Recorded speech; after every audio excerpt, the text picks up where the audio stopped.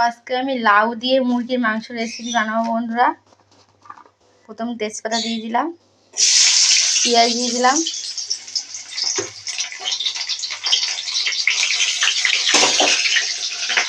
তো এর মধ্যে আদা রসুনের পেস্টটা দিয়ে দিলাম। তো আদা রসুনের পেস্টটা আমার একটু কষা কষা টাইপের হয়ে গেছে, তেল ছেড়ে দিয়েছে মশলার থেকে। এবার মাংসটা দিয়ে দেবো।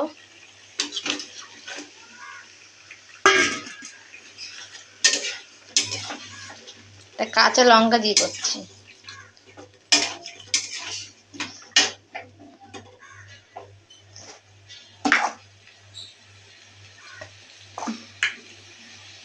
লবণ দিয়ে দিলাম পরিমাণ মতো।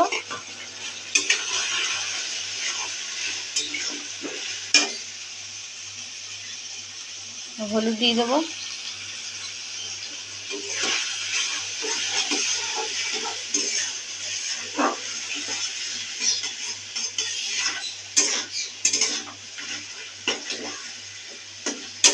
কষতে থাক।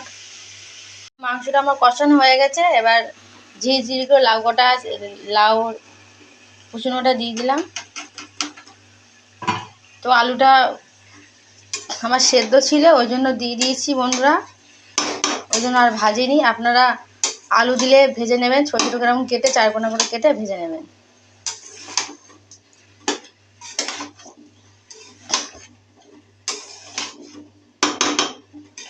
এরকম রান্না করে একদিন খেয়ে দেখবেন বন্ধুরা, খুব ভালো লাগে।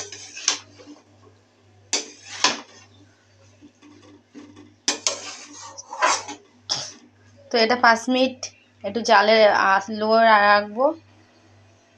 এটা হতে থাক, 5 মিনিট পরে আসছি। তো আমার হয়ে গেল লাউ দিয়ে মুরগির মাংস রেসিপি।